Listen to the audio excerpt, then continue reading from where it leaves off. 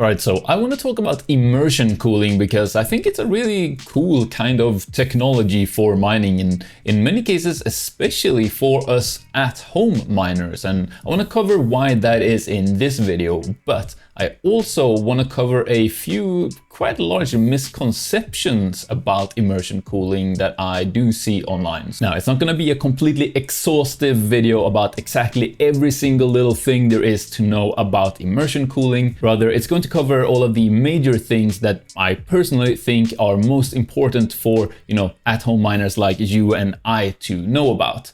So if that sounds good to you, then stick around because all of that is what's coming up after this quick word from our sponsor. My personal strategy in mining is to have a diverse farm. A big part of that is having ASIC miners for multiple different algorithms. Not only does that mean less risk as you're not putting all eggs in one basket, but you're also exposed to the profitability of multiple different coins, which could be very advantageous. And with that in mind, there are currently two miners in particular that I'm interested in. The first one is the new at-home Dogecoin miner from 𝗬𝗢𝗢𝗘𝗥. Dogecoin miners are always on my radar as they let you merge mine multiple coins at the same time without using extra power, with more mining rewards coming from new coins being added regularly. And the 𝗬𝗢𝗢𝗘 actually offers top-tier mining efficiency while still being home mining friendly, as it's silent and runs on both 120 and 240 volt power. And the same goes for the second miner I'm currently interested in, which is, well, either the AE1 or the AE0 from 𝗬𝗢𝗢𝗡.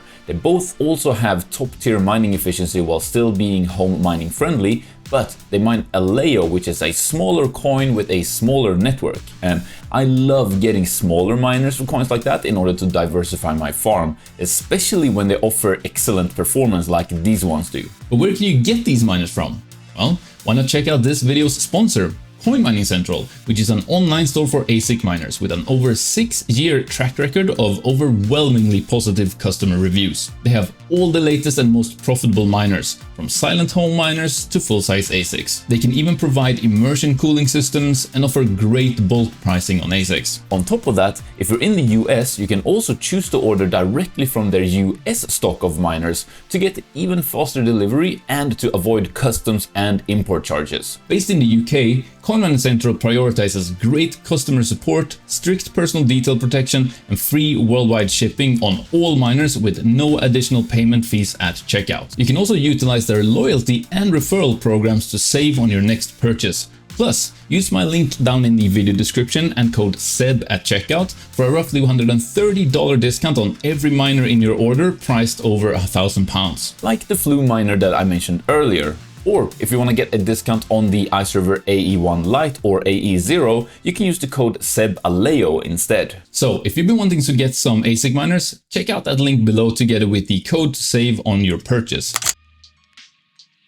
So I definitely just want to kick this video off with a quick little disclaimer that, yes, this video is sponsored by Coin Mining Central, who do sell these immersion cooling kits that we are going to be looking at. However, as always with videos like these, they did not specifically ask me to make this video. I'm free to say whatever I want in this video. They don't get to review the video before it goes live or anything like that. As always with videos like these, I'm going to try to be as objective as I possibly can, weighing both the pros and the cons and just kind of taking an overall look at what is this thing, immersion cooling, and how does it work, and who is it for, and what downsides are there as well. Now, with that said, of course, if you do want to get into immersion cooling, you can check out my affiliate link down in the video description to Coin Mining Central, where you can get these. It's a way to support the channel if you are going to pick these kinds of immersion coolers up anyway. But with that out of the way, let's have a look at immersion cooling. And let's start by just covering what immersion cooling actually really is on just a practical level. And essentially what you have is two units essentially that work together. One, which is a tank, which is full of this liquid used to cool electronics. and then a separate unit, which is the cooling unit. And this cooling liquid is pumped between those two units, you know, the tank and the cooling unit, to keep the liquid at a constant temperature. And that liquid is a special kind of oil which does not degrade or damage electronics in any sort of way. So these types of setups are used to cool, well, any kind of electronics or machinery that produce a lot of heat. But of course, in this case, we're going to be looking at the units that are specifically designed to cool mining hardware, or even more specifically, ASIC miners. And if we hop on over on the computer here, I want to look today specifically at these units by the company Fog Hashing, which is what Coin Mining Central sells. And of course, you know, they have these massive sort of setups for, you know, industrial applications. You can see here where, you know, it's a whole big immersion cooling mining farm essentially. However, I'm a lot more interested in their setups that are more tailored to us at-home miners. So that would be the C series and the M series that we got on the website here. Now, the C series, they are just for regular sized, you know, full-sized ASIC miners, you know, like your, you know, Bitmains, Ice Rivers, all of those ones. Then the M series is specifically for Watts miners, since they have kind of a different kind of form factor. But for the sake of this video, let's look at the C series. So if we open that up here, we can see that they have 3 different kits here. They have the C1, the C2, and the C6.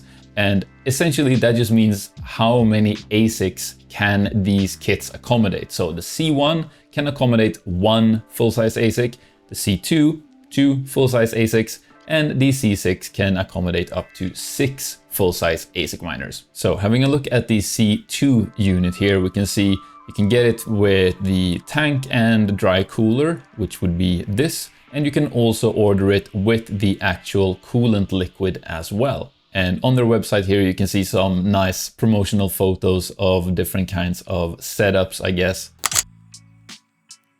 But I think this could be a good time to talk about how does it all actually work? And well, essentially you do have the 2 different units, right? The tank and the cooler. And what you do is you just set the tank up, well, essentially anywhere you like. And then you set the cooler up also anywhere you like. And the beauty there is that they do not have to be in the exact same location, as long as they are, you know, somewhat relatively close to each other, to the extent where you can still connect them via the coolant tubing. That's perfectly fine. So as an example there, you could set the tank up inside of your basement and then put the cooler outside the back of your house. And as long as they are still connected via that coolant tubing, you are good to go. Then what you do is just take your ASIC miners, you remove all of the fans from those ASICs, you plug in a little fan spoofer just to make sure the miner can still mine even though it doesn't have any fans on it, and you then just dunk your ASICs down into the coolant tank. You then just hook everything up and get it started. And at that point, your ASICs are now running as normal, but instead of being cooled by, you know, the loud fans that they normally have, they are being cooled by the liquid that is in this immersion cooling setup.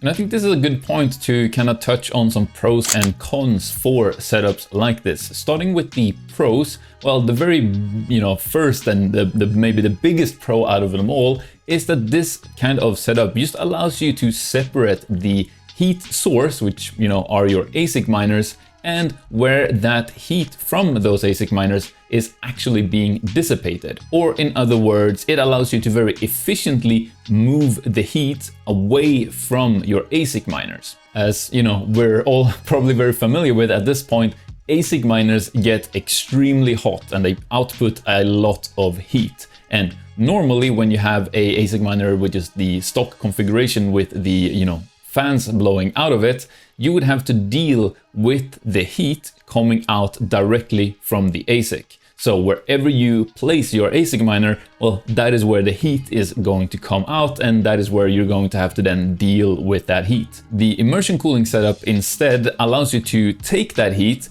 efficiently pipe it, through the piping out to wherever you have placed your cooling unit, and that is then where the heat is being dealt with and dissipated instead. So from a more practical perspective, what I'm talking about there is, let's say you have an ASIC miner and you put it in your basement. Now, of course, the ASIC is safe and sound because it's in your basement. However, it, after just a couple of minutes, is absolutely going to turn your basement into a sauna just because of the sheer amount of heat that miner is, putting out. But if you then instead were to take your ASIC and place it, outside, maybe like around the back of your house or something, well, now all the heat is being dealt with because the heat is just kind of going out into the air and disappearing into the ether of, the miner being outside. However, if your miner is outside, it is now, at the mercy of the element. It's going to get rained on, snowed on, there's going to be massive amounts of dust and debris out there blowing into it. It might get stolen. So as you can see there, we kind of have an issue with both of these setups. But with an immersion cooling kit, you can kind of have your cake and eat it too, as you can place the tank with your ASIC miners in your basement still, but you can put the cooling unit out the back of your house. So your ASICs are safe and sound in your basement, but all the heat is being dissipated around the back of your house. Now, the second big pro for immersion cooling setups like this is, well, just how efficient they are at lowering the noise. So normally, as we know, ASIC miners are extremely loud to an annoying degree. And of course, that is due to the very high RPM fans that are needed to, properly cool the ASICs in their stock configuration. But since when we are, immersion cooling our ASICs, we're removing those extremely loud fans to dunk them into the immersion cooling liquid, we are then essentially getting rid of the source of that, high, pitch, really loud noise. And we're replacing that with the cooling unit that we, can place outside, which has these very big fans in it that do not produce very much noise at all. I believe it's something like 45 decibels as opposed to, sometimes well over 90 decibels of the stock configuration for ASIC miners. And there's another big pro for these immersion coolers, and that is that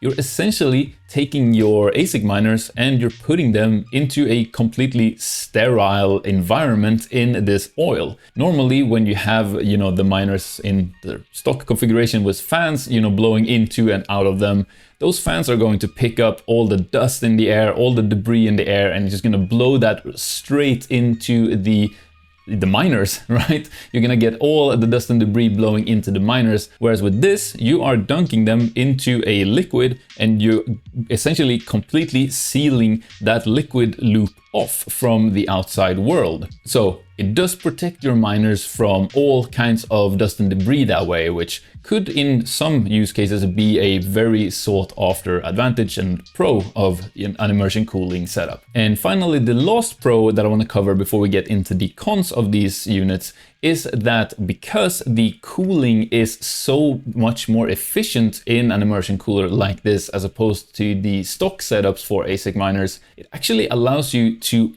overclock your ASICs to sometimes a very significant degree. And with that, you could get a pretty large amount of extra performance out of your ASICs to a point that just wouldn't be possible in their stock configuration, because at that point they would just overheat and shut themselves off. Now, of course, this isn't exactly true for every single miner there is on the planet, because it does require that there actually is an ability to overclock that miner, either through, the firmware that it comes with, or any sort of, third-party firmware that you might be able to find online and, effectively install and run on your miners. But on the flip side of this, you can then also often do the exact opposite, where because the cooling is so efficient with these immersion coolers, you can sometimes underclock your miners and just get much better power efficiency out of your miners just because of, well, again, the cooling being so efficient.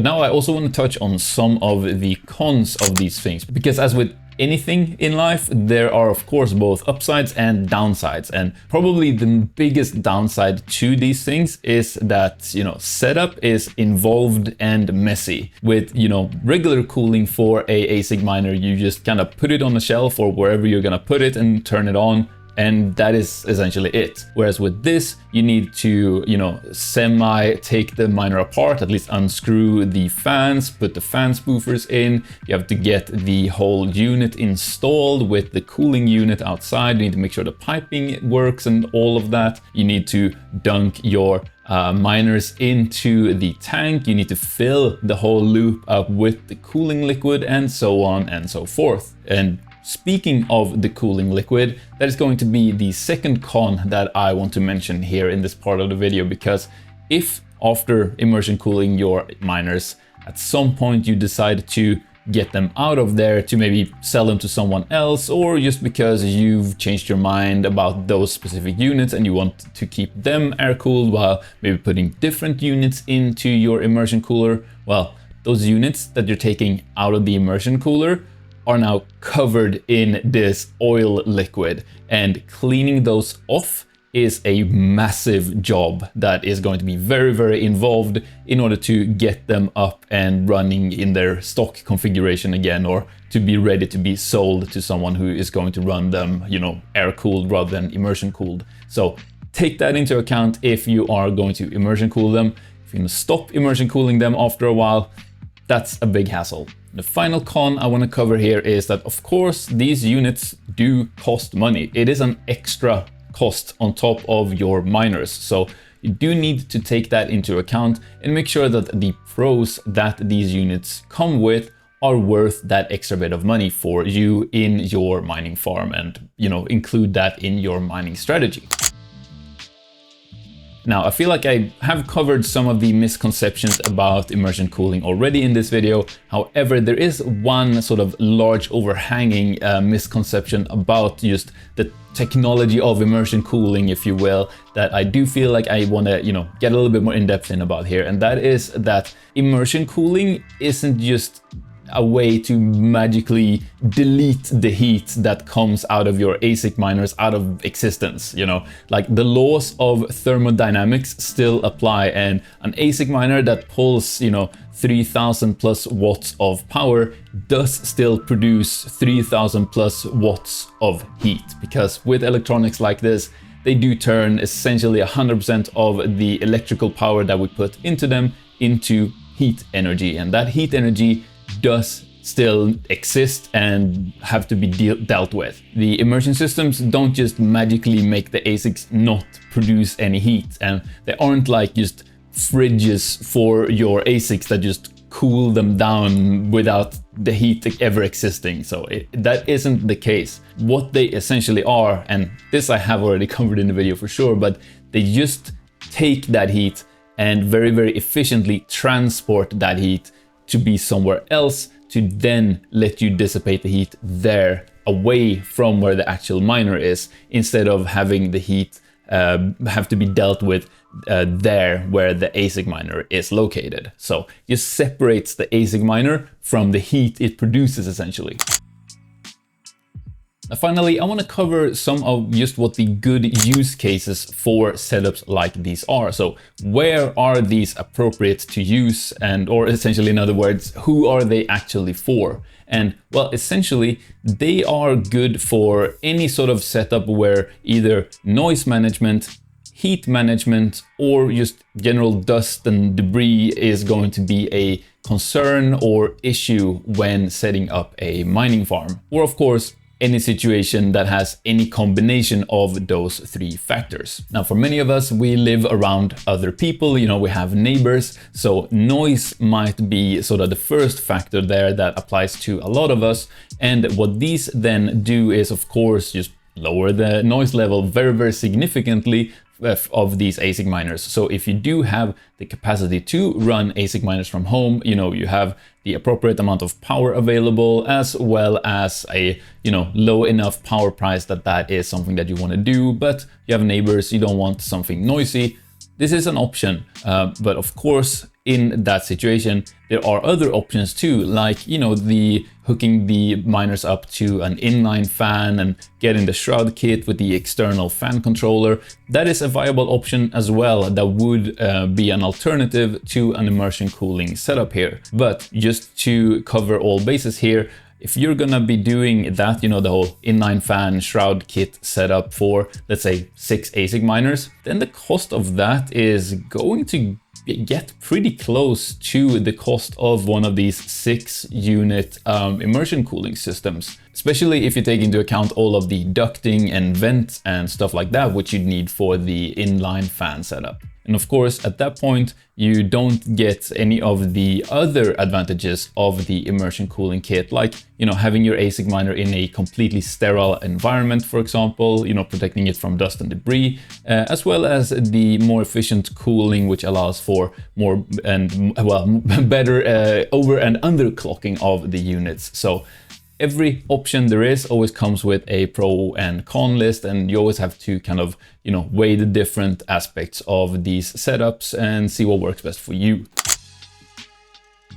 I think a more appropriate use case for these immersion cooling systems are for maybe setups where it's really of a bigger importance to be able to efficiently deal in a very convenient way with the heat. So a good example of this that I've seen is actually a company that, you know, Hobbyist Miner here on YouTube covered, where it was a business of some sort, and they wanted to reinvest some of their winnings into crypto mining. And the way that they, you know, ended up setting this up, because they had just essentially a regular office building, they got these immersion cooling tanks and they put them in some sort of little janitor's closet or something like that, and were then able to fit a, you know, significant amount of ASIC miners in this tight little space, and then they could just pipe the heat out and have the big cooler unit just mounted on the outside of the building. So it does provide a lot of more flexibility when it comes to dealing with the heat that is being output by the ASIC units. Because immersion setups like this don't require just that amount of ventilation which a regular ASIC setup would need. So, you know, with a regular ASIC setup, you need a good amount of just throughput of air wherever it is that you are placing your units. You need a good amount of fresh air coming in, and you also need to be able to exhaust all of the hot air out of that space at a very high rate to make sure the ASICs stay cool. But with this, you essentially don't need any sort of ventilation, because the heat is all transported out through the piping and being dealt with through the cooling unit. I hope this video has given you a better understanding of how immersion cooling works, what it can do and what it can't do, the pros and cons and all of that. If that's the case, then please give the video one of these. Again, link down in the video description if you want to check them out. Over here on the screen, YouTube has put a video that they really think you're gonna want to watch next, but on here, I've put a video that I think you're really gonna want to watch next. So I'll see you in one of those videos. Thanks for watching.